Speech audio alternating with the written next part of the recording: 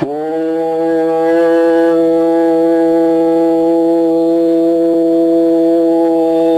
ஈஸ்வரா குருதேவா.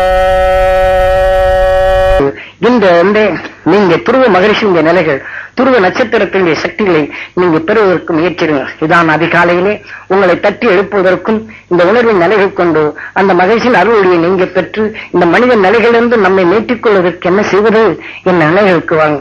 ஏனென்றால் இதையெல்லாம் நான் கடந்த காலங்களில் நான் உலக அனுபவம் அறிவிக்கிறதுக்குத்தான் இந்த இந்தியா முழுவதுக்கும் சுற்றி வந்தேன். ஆனால் சில பாகங்களில் நான் அதை செயல்படுத்தி வந்தேன். ஆனால் இந்த உலகத்தை ஒட்டிய நிறைகளைத்தான் இதுவரையிலேயே பயன்படுத்தி வந்துவிட்டார்களே தவிர அந்த உண்மை நோக்கத்துக்கு வரவில்லை. மனிதனுடைய வாழ்க்கையுடைய நிறைகள் இன்றைய வாழ்க்கையைத்தான் பயன்படுத்த முற்படுகின்றனர்களே தவிர இன்றைய வாழ்க்கையுடைய நிலைகள் அதையும் சீர்படுத்தி மெய்வெளியின் தன்மை நாம் உணர்வுடன் சேர்த்து நாம் அந்த உணர்வின் நிலைகள் பெறுவதற்குண்டான முயற்சியை நாம் பெறுவோம் என்று இப்ப நம்ம கிராமத்தில் இருந்தோன்னு அடுத்து சொல்றேன். இதெல்லாம் பதிவு செய்திருக்கிறேன். ஏனென்றால் இன்னைக்கு கோயில்களில் நாம செய்து கொண்ட பரம்பரையா நாம இந்த பழக்கத்துக்கு வந்துட்டோம். யாகம், மந்திரம், யந்திரம். இன்னைக்கு கோலமா மகிழ்ச்சியர் சட்டத்தை இயற்றவில்லை. அதே சமயத்தில் நாடி சாஸ்திரங்கள் எடுத்துக்கொண்டா இதே உண்மையுடைய அரசர்கள் தான். நாடி சாஸ்திரம் எழுதுனதெல்லாம் ஒவ்வொரு சாஸ்திரத்தையும் தனக்குள் எழுதிவிட்டு அடுத்தாபடி தான் இந்த உண்மையான நிலைகள் அந்த அரசர் கையில் தான் சிக்குகின்றது. அந்த நாடிகளை எழுதிவிட்டு அந்த நாடி இன்னொருத்தனை வாசிக்க செய்வது. இவங்க இறந்த உடனே அது அதே நட்சத்திரம் கொண்டு புற நிலைகள் கொண்டு இந்த நாடிகளை வாசித்த உடனே யார் நாடி எழுதி வச்சாங்களோ இந்த உயிராத்மா அந்த உடலுக்குள் போய் என்னென்ன நிலையோ அதுக்குள் அங்கே வழிகாட்டி அது மற்ற மனிதனுக்கு சில நன்மையை வர வச்சு அந்த நாடி பார்த்ததுனால அது சுகமானது நாம என்ன வச்சு அந்த உணர்வின் தன்மை இந்த உடல் மூலம் தன் உணர்வின் தன்மை ஒளியா மாற்றி வின் சென்றவர்கள் பலர். இதெல்லாம் அதே சமயத்துல அந்த நாடி சாஸ்திரத்தை எழுதி அவருடைய ஆசைகள் எழுதியிருந்தாலும் இந்த நாடியை வாசிக்கிறவங்க அத்தனை பேர் அவன் குடும்ப சொத்தா வச்சுக்கிட்டாங்க. இன்னைக்கு வியாபாரத்துக்கு மற்றதுக்கும் காட்டி இந்த உண்மையுடைய நிலையை பெற விடாதபடி இவருடைய ஆசையாளைகளை வைத்து விட்டார்கள். அந்த நாடி இன்னாரு இத்தனை காலம்தான் இன்னார் இடத்தில் இருக்க வேண்டும் என்று சொல்லியிருந்தாலும் இந்த நாடியை யாரும் அந்த குடும்ப சொத்தாக நிறுத்துவதை தவிர நாடியை முறைப்படி யாரிடம் கொடுக்கவில்லை. ஆக அப்படி எழுதி வைச்ச அந்த ஞானியுடைய நிலைகளும் இவன் உடலுக்குள் அது புகுந்தாலும் இவன் ஆட்டி படைத்த நிலைகள் கொண்டேதான் அவனுடைய உயிராத்மா வின் செல்லாதபடி அந்த வெறுப்பின் நிலைகள் கொண்டு பல அரசருடைய நிலையும் நிர்கதியாகி இருந்து கொண்டார்கள். இதை போன்றுதான் சில உண்மையுடைய நிலைகள் நிறைய சொல்லலாம். இதுக்கு நேரங்காலம் இல்லை. அதனால நாளைக்கு அடுத்தபடி ஞாயிற்றுக்கிழமை நாளைக்கு போகமா மகரிஷியுடைய அருள் ஆற்றலின் தன்மையும் அவர் எப்படி எடுத்துக்கொண்டார் என்ற நிலைகளும் நாளைக்கு வரும். ஏனென்றால் இது ஏராளமான சில செய்திகள் அது உண்டு. ஆனால் நாம் சில இதுகளை சுருக்கமா உங்களுக்கு தேவைப்பட்ட நிலைகள் தான் நாம் ஏவம் எடுத்த நிலைகள் கொண்டு உங்களுக்கு அந்த வித்தான நிலைகள் வடித்து அந்த சத்தின் தன்மை கொண்டு உங்க குடும்பத்தில் வரக்கூடிய இன்னல்களை போக்குவதற்கு நாம் இதை செய்கின்றோம்.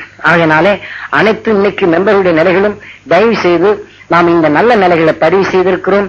இதுல நமக்கு வேண்டியது ஒன்று நாம் மெய்வெளியை பெற வேண்டும் என்று குடும்பத்தில் இன்னல்களோ சிக்கல்களோ ஒருத்தருக்கு ஒருத்தர் வெறுப்பு நிலைகள் ஏற்பட்டாலும் அது வெறுப்பான எண்ணங்களை எண்ணாதபடி உடனுக்குடனே ஆத்ம சுத்தி செய்து கொண்டு நான் மகிழ்ச்சியின் அரிசக்தி நாம் பெற வேண்டும் என்று அந்த இதை எடுத்து எங்கே நாம் குறை கண்டாலும் அந்த குறையை நாம் எண்ணத்தில் வைக்காதபடி அந்த மகிழ்ச்சியின் அல்லாலே அவர்கள் நல்லது செய்யக்கூடிய எண்ணம் வர வேண்டும் என்று இப்படி சொல்லுவாங்க. இதை சொல்லுவாங்க.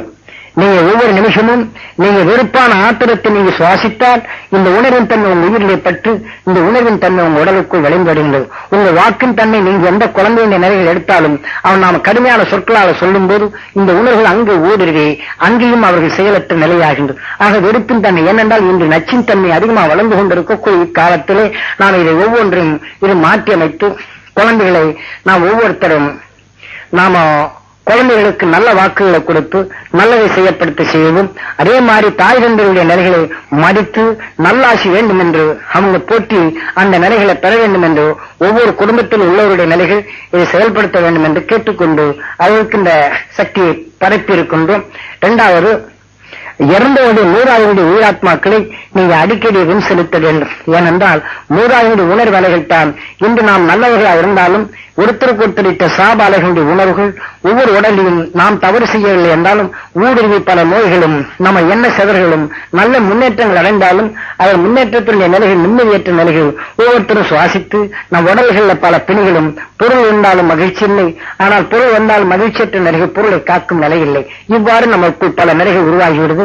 இதிலிருந்து மாற்றுவதற்கு நாம் சொல்லும் இந்த தியானத்தை சரியான வழிகளிலே நீங்க பின்பற்றி அந்த மகிழ்ச்சியின் அருள்வழி பெற்று நீங்க இந்த சரீரத்திலேயே அந்த மகிழ்ச்சியின் அருள்வழியாலே இந்த ஒவ்வொரு நிமிஷத்திலும் நம்ம வாழ்க்கையில் வரக்கூடிய இன்னல்களிலிருந்து மீண்டு நமக்குள் உணர்வின் சரீரமாக உணர்வின் ஒளியாக வளர்வதற்கு நீங்க தியானத்தை மேற்கொள்ள வேண்டும் என்று இந்த தியானத்தை ஆரம்பிக்கிறோம். அடுத்த இந்த விவரத்தை சொல்லுகின்றேன். பேசவில்லை, நான் பேசினதாக என்ன வேண்டாம் யாருமே. ஆக ஆதி சங்கருடைய உடலுக்குள் அந்த கோலமா மகிழ்ச்சி எப்படி புகுந்து பல நிலைகளை செய்தாரோ அந்த உணவின் ஆற்றல் மிக்க சரியெடுத்தால் இந்த அவர்களுடைய நிலையை கொண்டு அவர் ஜபத்தாலே அவருடைய உணர்வலைகள் இன்னொரு வரலும் பேசியிருந்தது. அந்த உணர்வின் தன்மையை எல்லாருக்கும் பதிவு செய்ய வேண்டும் என்றும் இதை போல நமது அங்கத்தினர்கள் எங்கிருந்து இந்த ஜபங்கள் எடுத்தாலும் அவர்களுக்கு இந்த உணர்வுகள் கிடைக்கும்.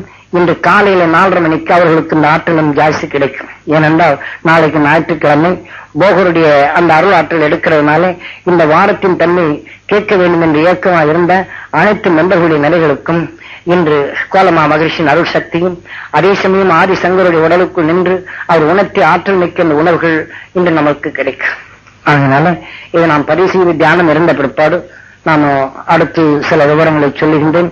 அதன்படி நீங்க இந்த வாக்கை நீங்க பின்பற்றி உங்க வாழ்க்கையில் வரக்கூடிய இன்னல்களை நீக்கி உங்க உணர்வுக்குள் ஒவ்வொரு நிமிஷமும் மகிழ்ச்சியான நிலைகள் பெற வேண்டும் என்று அந்த மகிழ்ச்சியுடைய அருள் வாக்குகள் உங்களுக்குள் நிலைத்து உங்க துன்பங்களை போக்க இப்ப நாம் தியானத்திலே சக்தியை பெறுவோம்.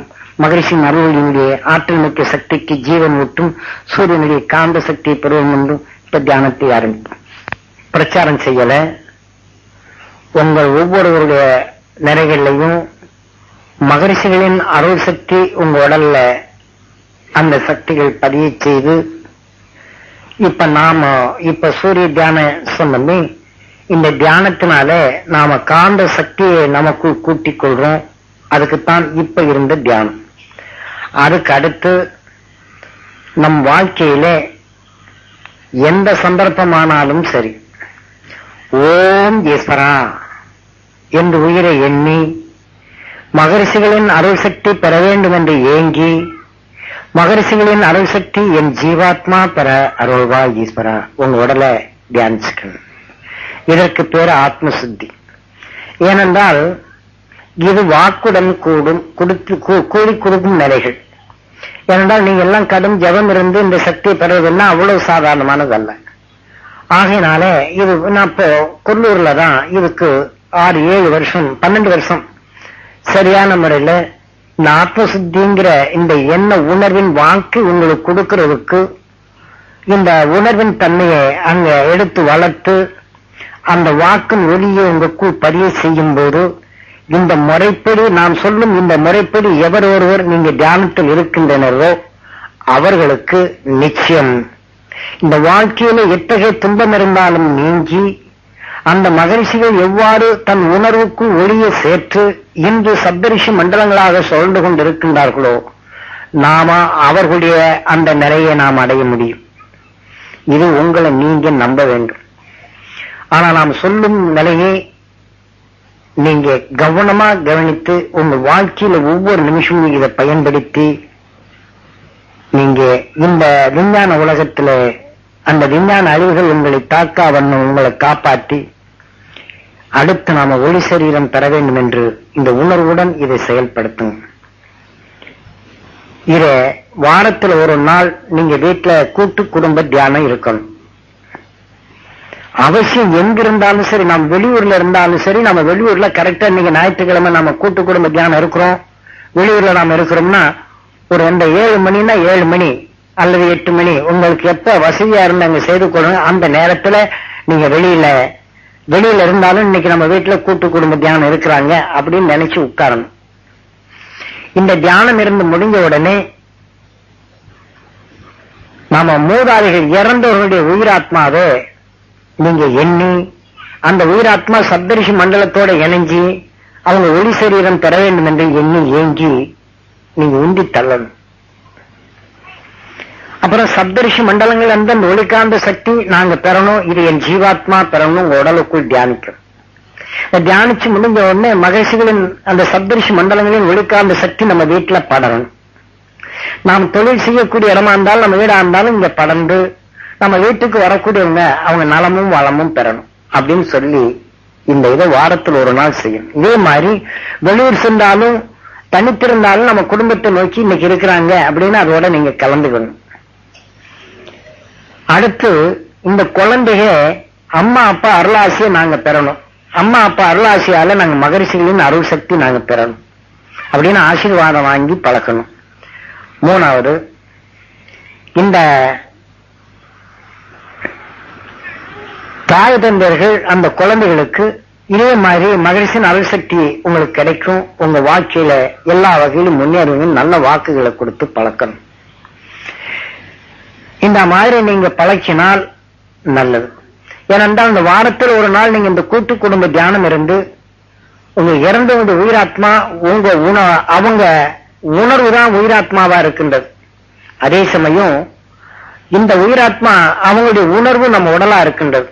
நாம இந்த நேரத்தில் நாம தியானத்தை எடுத்து இந்த முறைப்படி உங்களுக்குள் இந்த அருள் வாக்க பதிவு செய்திருக்கிறதுனால இந்த முறைப்படி நீங்க தியானத்தை எடுத்து இந்த வாரத்தில் ஒரு நாள் அந்த இறந்தவருடைய உயிராத்மா வின் செலுத்த வேண்டும் என்று எண்ணினால் அங்கே அந்த உயிராத்மா அந்த சப்தரிஷி மண்டல ஒளி அலையுடன் போய் கலக்கும். அப்ப சப்தரிஷி மண்டலங்கள் இருந்து வரக்கூடிய அந்த ஒளி அலைகள் இவங்களுக்கு ஆகாரமா சேர்த்து அவங்க உயர்ந்த நிலைகள் பெறாங்க. அப்ப அந்த உணர்வோடு அவங்க உணர்வான சக்தி இருக்கும்போது நம்ம வார வாரம் எண்ணும் போது அந்த சப்தரிஷி மண்டலங்கள்ல இருந்து அந்த நல்ல சக்திகளை நாம் பெற முடியுது. அப்ப நாம உடலுக்கு இந்த நாம சப்தரிஷி மண்டலங்கள் ஒளிக்காந்த சக்தி பெற வேண்டும் என்று நாம என்னம்னா அந்த சக்தி நம்ம உடல்ல சேர்க்க முடிகின்றது. அதற்குத்தான் நாம இந்த வாக்குகளை குறித்து இந்த ஆத்மசுத்தியை செய்ய சொல்லி இந்த முறைப்படி நீங்க இருந்து ஆகணும். இப்படி செய்தீங்கன்னா அந்த சக்தி உங்களுக்கு கிடைக்குது. அப்புறம் நாம அவங்களுடைய உணர்வுடைய நிலைகளை நாம பெறதுக்குண்டான தகுதி அதை செய்த பின் இது இப்ப சாதாரணமா இப்ப நாம் மனிதர்களாக இருக்கிறோம் அப்படின்னு சொல்லி சொன்னா பாசத்தினாலே இருக்கிறோம். நம்ம சொந்தத்துக்குள்ளுக்கோ அல்லது நண்பருக்குள்ளுக்கோ பாசமா இருக்கிறோம். நாம எண்ணத்தை செலுத்தியிருந்தோம்னா பாசத்தினால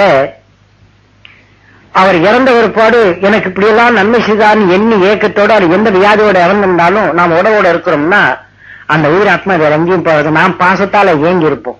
அந்த உயிராத்மா நம்ம உடலுக்குள் வந்து புகுந்து அவங்க என்னென்ன வேதனைப்பட்டாங்களோ அந்த வேதனையெல்லாம் செய்யும் நம்ம உடல்ல.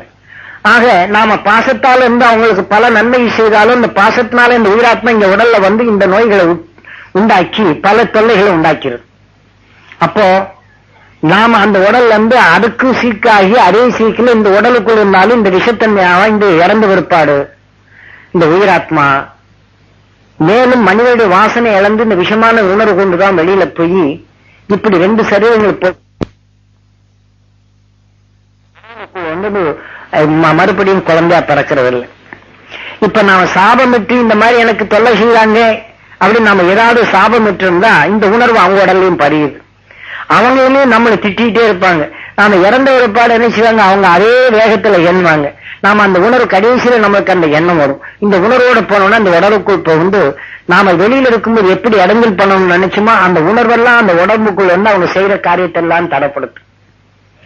அப்ப அந்த உணர்வுகள் அந்த உடல்ல இருந்து அந்த குடும்பத்தை பாதிக்கிறதோடு மட்டுமல்லாதபடி அந்த உணர்வுகள் அந்த உடல்ல இருந்தேன்னா அதுக்கு வரக்கூடிய பின்னாடி தந்தைகளுக்கு இந்த அலைகள் பாருங்க அந்த குடும்பத்துல பின்னாடி சிக்கல் வந்துகிட்டே இருக்கு. இப்படித்தான் பல நிலைகள் கொண்டு இன்னைக்கு நாம தப்பு செய்யாமலே கேன்சரு, ஆஸ்மா, இது போன்ற இந்த காக்கா வலிப்பு சில குடும்பங்கள் நல்லா வரும்போது இனம் புரியாம ஒருத்தருக்கு ஒருத்தர் சண்டை போட்டுறது என்னன்னே தெரியும். எல்லாம் சந்தோஷமா ஒரே செகண்ட் சண்டை போட்டு அவங்க நிலையில் சிதறி போகும்.